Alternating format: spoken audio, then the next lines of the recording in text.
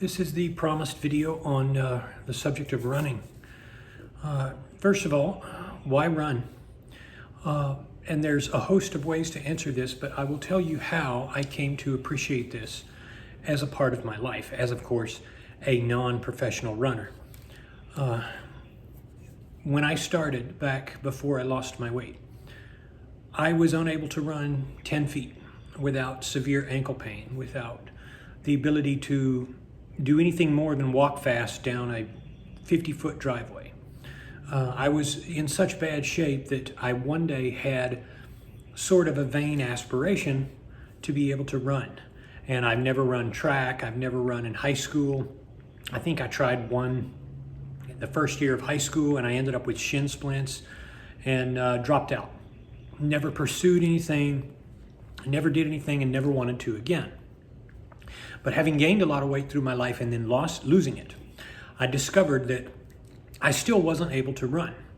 When I lost all of my weight and got down to 200 pounds, I was able to run about a quarter mile, and I would still end up stopping.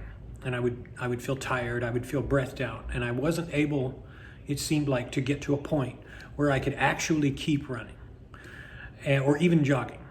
And so what I ended up doing was, as a point of vanity, I kind of kept this going, but I found that this is a great way to meditate. And that is the first of the weird reasons why running is cool. Maybe that should be the title of this video. Number one, it's because it's an alternative way to meditate. There is what is called runner's high or runner's tunnel, where everything just kind of goes into focus and you have a sense of great satisfaction in the process of running. Now, before I get into the other reasons, let me relate this to OMAD. For those of you who are starting your journey on 1 meal a day to lose your weight, keep with that and keep aware of my comments on exercise. You want to stay away from exercise unless you have just a little bit of weight to lose. If you have anything more than about 35 pounds to lose, you should not try to do too much exercise. However, for those of you who are approaching your goal weight, you need to hear what I have to say here. For the rest of you, walking is good enough. Just walk as much as you can safely, and I'll explain in a minute how to get started. But what you will find with running is that it is meditative. So it not only blocks hunger, it focuses the mind. So when you're running, you're thinking about your day, you're thinking about your tasks, you're thinking about the fact that you're running, and which means that you're doing the same thing of washing a tub of clothes. You're doing something that puts you in a repetitive second nature task, which allows your mind to recycle itself, to get a narrow grip onto thoughts. It's walking taken to the next level. But it often helps because of the way it suppresses hunger. Now, I'm not one of these people who am a fan of suppressing hunger. You need to go through it. Like a buffalo riding through the storm, you need to suppress your hunger by just dealing with your hunger. However, it's sometimes not that simple. It's nice to get out and be able to run down the street, if only 100 feet, and that will take your mind off of hunger. So when I began to walk and do my therapeutic walks, I found that eventually my energy levels permitted me to run for short periods of time.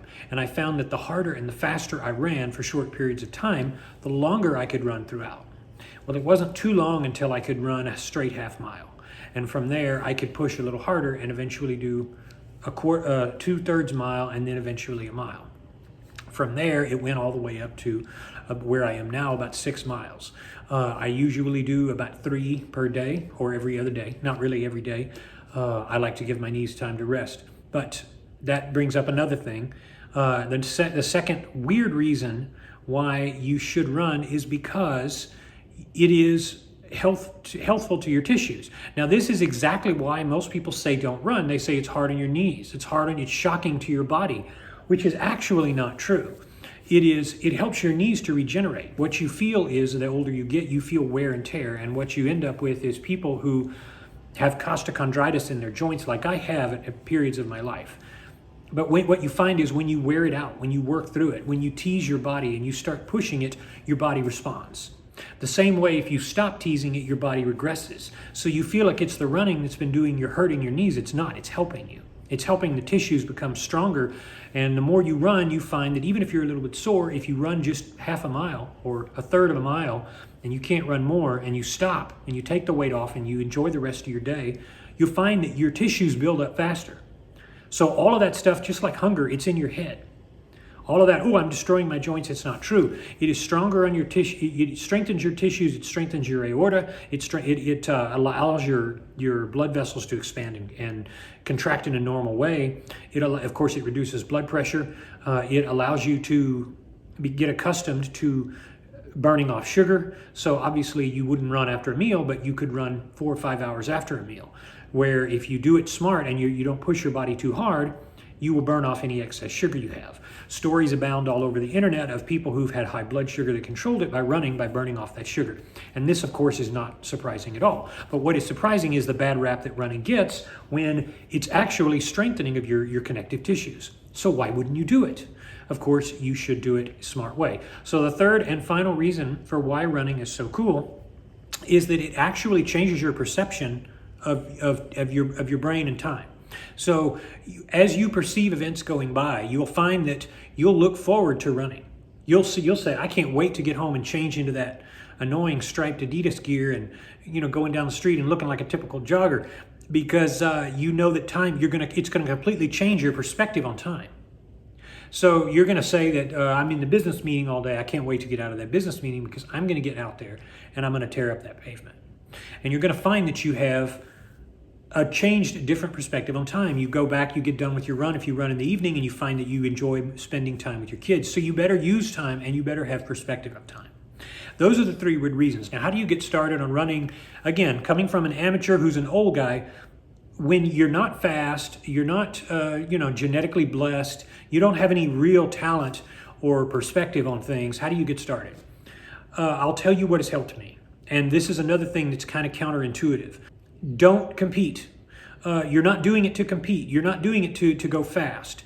You're not doing it to compare yourself with others. And this is usually the criticism of running. They said, oh, well, I don't need to run because there's no point because I can't run very fast. Well, that's like saying I shouldn't play chess because I'm not very good at it. You play chess because it is a search for truth, and it is the ultimate dualistic game of A versus non-A, white versus black, positive versus negative. You do it because you are part of the life cycle. So running is actually an identification with that. You don't run to break Iliad's record or Usain Bolt or Eliud Kipchoge, running the 26 miles in 2 hours. You don't expect that. I definitely wouldn't be in the game for that. I'm not a fast runner, you would say, depending on the day. You do it because you identify with the life cycle. And that is the big final here reason for running. Number 4, you identify with vitality and life by running because it's the next level. It's associated with youth, it's associated with strength, and you start to realize that it's obtainable. It's obtainable over time. So how do you get started? Number 1, go out of your way to just get a thin, comfortable shoe.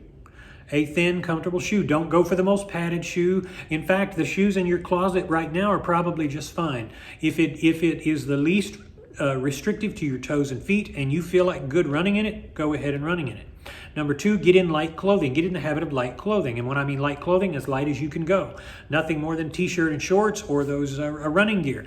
The reason being, you start to realize in this sport how much 1 pound weighs and how much 1 pound actually keeps track of you. And this is, let's say, a surprise number 5 reason for why you should run is because it helps you keep track of your weight, because even a ½ pound or a pound of body fat or water weight, you will feel on your joints. Whereas if you're just walking around the house, you don't feel it until you've put on a few pounds and your pants are starting to get a little bit more snug. You can beat that by running because you know that you will not be able to run as fast for as long if you're even a ½ pound overweight.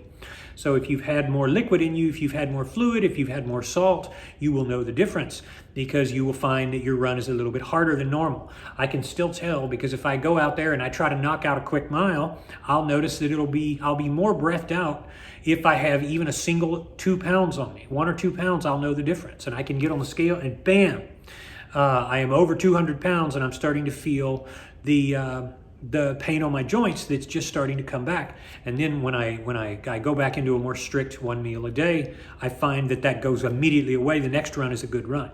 Add to that, you're going to have days that are good and bad. But getting back to our next list here, get just a comfortable shoe and then get a comfortable outfit. It does not have to be stylish. It can be, you know, a wife beater if you want. It can be just any, who cares? You don't need to go out and spend $170 on an expensive running shoe. You don't need to do anything like that.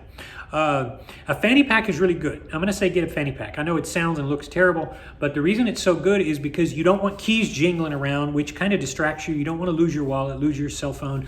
I put it all on my waist and I zip it up so that it doesn't jiggle around. It's in the center body area where your center body mass is, so I can sprint and not think about it.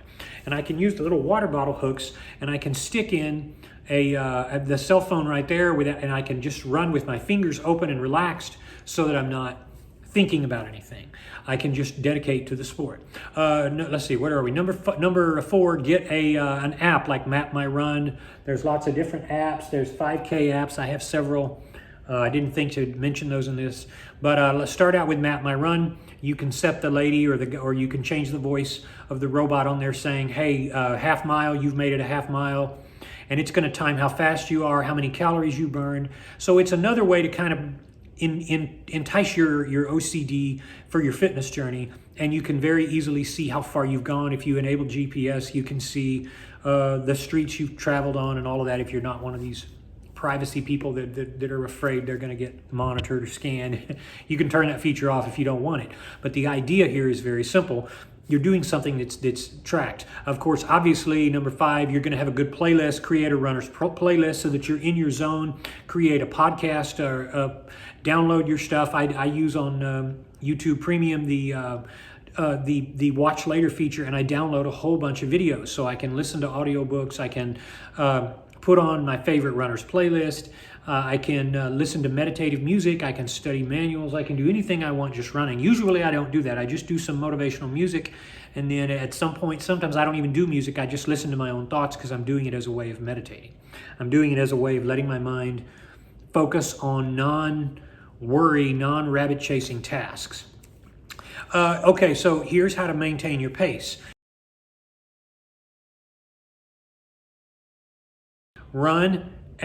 Let your feet hit the ground as lightly as possible. Now, I've heard all sorts of talk and I've watched all sorts of videos about form. Forget the form thing because people are going to give you bad coaching for your body type and your height and your weight. And they're going to tell you that you are hitting the ground too much or you're not hitting the ground when you're running right, or none of that works, in my opinion. If you want to get with a professional runner and get better advice, you can. My advice is that's crap and it doesn't work at all. What you want to do is you want to pretend you are the wind and you want to hit the ground as lightly as possible. And you want to flex out in a way that feels like you can maintain it. Duh, right? And then finally, lastly, go as slow as you need to feel like you're in your zone. Obviously, if you're huffing and puffing, you're not ready for running yet. Which brings us to the last stage of this video. How do you get ready for running if you've never run before?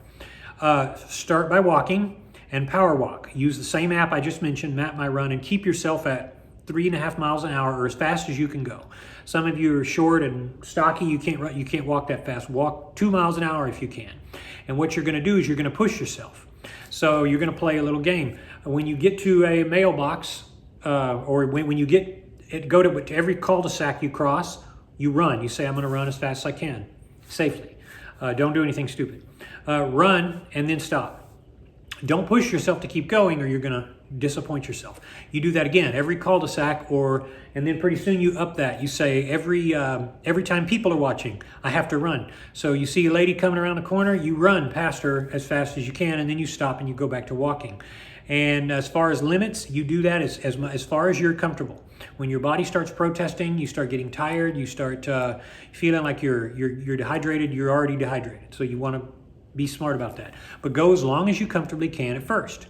What you'll find is you get sore and then you come back at it, and then you have days where you're better and days where you're worse. But eventually you start noting a net progress. And if you're using the feature that I use on Map My Run, you can see where you've been and how some of your speed is faster and slower. You can see your max speed. Pretty soon you start noticing you're going faster, so that your top speed is getting higher. And what you do is you keep playing with that. You say, I'm going to try to run a solid quarter mile. Lo and behold, you figure out it's hard, but you can do it. Pretty soon, you take a few days off here and there, and I recommend 1 day off, 2 days on, 2 days off, 1 day off, every other day after that. So you want a good couple of days off in a row if you're over 40 so that you don't tear up your knees. Let me stop here and emphasize, you're really not tearing up your knees if you have normal knees. If you've not had surgery or some sort of issue, you're probably okay there. I thought I was destroying my knees. And then I've had them checked out and they're really strong, they're really good. And again, I have no genetic hand. I have no genetic blessing here. I'm not Captain America, I'm not Eliud Kipchoge or any of these other, Dean Karnazes, any of these people that are like doing 300 plus miles for a run. That's so crazy. It's nuts. Water is good after a run. Hydrate a little bit before and a lot after. But what you really want to focus on is keeping going. And you'll start noticing the net gains and progress. Pretty soon, you say, I'm going to just stay running and I'm going to attempt a mile. Once you get to half a mile, you can really kind of just push toward a mile. Or definitely 2/3, you can just push and toward a mile. And even if your mile time is only 12 and a half minutes or 13 minutes, guess what? You stayed jogging for a whole mile. Pat yourself on the back. Now, do the same. Don't try to keep going. Once you get to the mile mark, what you want to do is do that faster. You want to do that more consistently. And what you will notice is the same thing is happening. You're getting gradually faster and it's getting easier. So you start, and the first time I could run a mile, it was like 12 minutes and 54 seconds, so terrible. But for a runner, for someone who's jogging, that was a win for me because I had never done it at the time.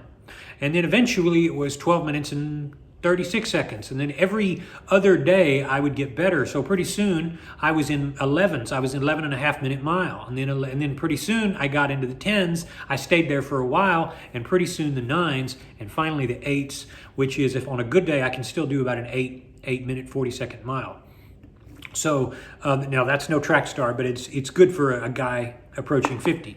So you can't really knock that. Progress is progress. Again, you're not doing it so that you can impress anybody. You're doing it so that you can benefit your life. And if you are of the mindset where you have to impress people, then you really are going up the wrong path, because that's going to get harder and harder the older you get. And you're very vain. A lot of people don't go to gyms because they're afraid somebody else is more in shape than them. Well, join the freaking club. Everywhere you go, you're going to find somebody who can knock you out, knock you back in terms of performance. So if that's your motivation, you've got a hard time ahead. You need to work on your self-esteem, not your fitness. But I digress.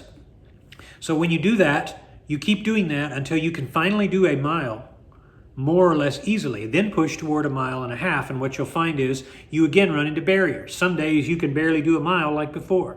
Don't give up. You keep going. You push and push and push, and finally you can do a mile and a half, and then eventually 2 miles. The first time I did a 3 mile run, a 5K run, and it was not official, it was just on my app, I was so excited I sent pictures to my friends and family. They didn't care. But it was a victory. I had gone 3.1 miles, and felt amazing, felt like I could go 3 more. So again, what you're investing in today, it's just like a child running. That little snot-nosed baby that you took care of and changed the diaper, and that thing woke you up in the middle of the night, someday all of that picking up the kid from school is going to pay off, because when you're old and tired, that kid is going to be there to take care of you. It's an investment. So running is an investment. What you're doing is, and this is the last big point here, is VO2 Max. Your VO2 Max is your ability, your oxygen, your body's ability to make use of its oxygen. Some people have a very high level. They have a very high ceiling for that, and they're the people that can run the longest. Dean Karnazes is a freak of nature. He can run. He has a natural ability to run on an Olympic level without even training. And if you're not familiar with Dean's story, you should. He's one of the most amazing human beings you will ever meet. He can run 30 to 50 miles even without any training or help at all. When he tries to, he can do over 300 miles. That's without stopping. That means staying up for more than 3 days running. That's an unusual ability. You or I don't have that. But again, you do it because of the value that it offers. You do it because that's what running is. You do because you're alive. Just like you have an intimate partner. You do these things because you're part of the life cycle. And when the more you run, you start to increase your VO2 max, and you start to realize when you find new runners, they are where you were, who they can't even finish, can't even go around the block, can't even go a mile without stopping and huffing and puffing. Pretty soon, you start to build it up. Now, as a bonus tip here, I'm going to talk about weights, wearing weighted vests and wrist weights. Most of those are a ripoff. And what you'll find is once the running bug bites you, you will want to go to Academy or Amazon, and you'll start wanting to buy workout gear and hydration vests, and you don't want to do that. The reason is you're going to find that they really just wear on you, and it's like carrying a weight, and then it's jerking on you and kind of rubs a blister and makes you feel irritated, but also it puts you back out. Just carrying 1 pound, you'll realize you can't run as long as if you drop that 1 pound. It's a fact. You can justify that if you want to gain strength, but overall, what you're going to find is it's more trouble than it's worth, and you're probably just going to have a stinky, dirty vest laying around the house that you don't use. It's going to go in that I'm already bored with it pile that you have all the other ridiculous exercise equipment that you've ever tried to do.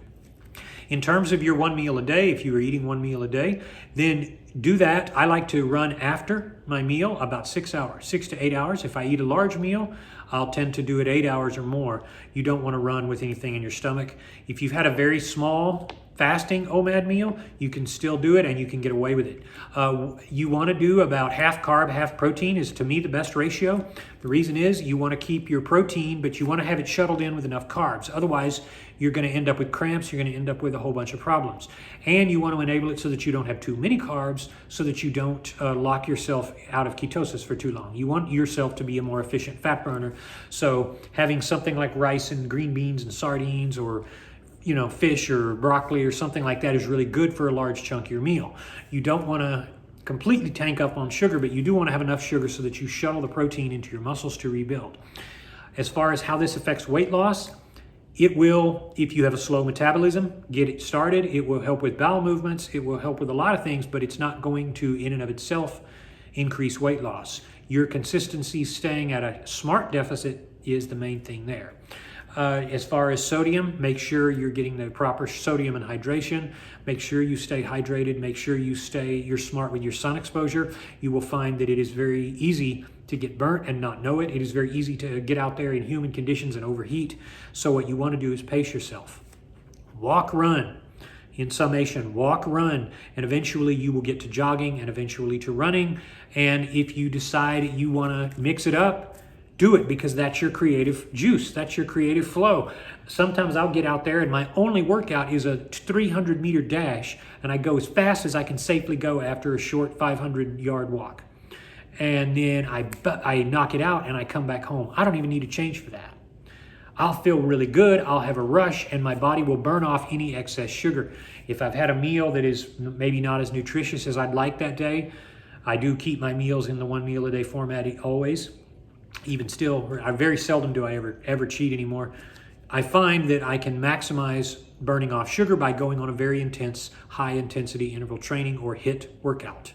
I've done a video on this years ago. If you get out after a meal and you do a very quick, hard run, you will burn off sugar. So if you're one of these people who's tired after the meal and you're trying to get started on OMAD, running can actually be a very good tool in helping you get started and you burn off some sugar. Some of you are pre-diabetic when you're starting OMAD. That's okay. You will find that running can actually help you stabilize blood sugar in just a matter of a couple days, if that.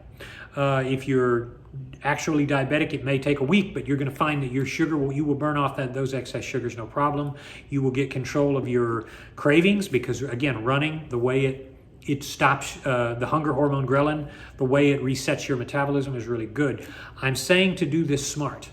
You don't want to go and start relying on running and then going and eating more either. You do have to still exude self-control. If you're using stimulants like coffee, be sure you're not overdoing them because you're going to end up increasing your blood pressure if you're just doing a whole bunch of stimulants. If you want to do some mushrooms to help this process out, you can. I recommend Eleuthero, Siberian ginseng, maca root, and you can get these in drops format, and ashwagandha. Ashwagandha lowers cortisol and slightly, if you're a man, increases testosterone, but it also helps with mood and digestive issues and everything else. So if you want to run longer, you can definitely do those things. Red ginseng is also an option. Another video is coming on that. I didn't plan this video today, folks. I'm gonna finish maybe hydrating here and maybe try to get some work done around the house. Have a good day.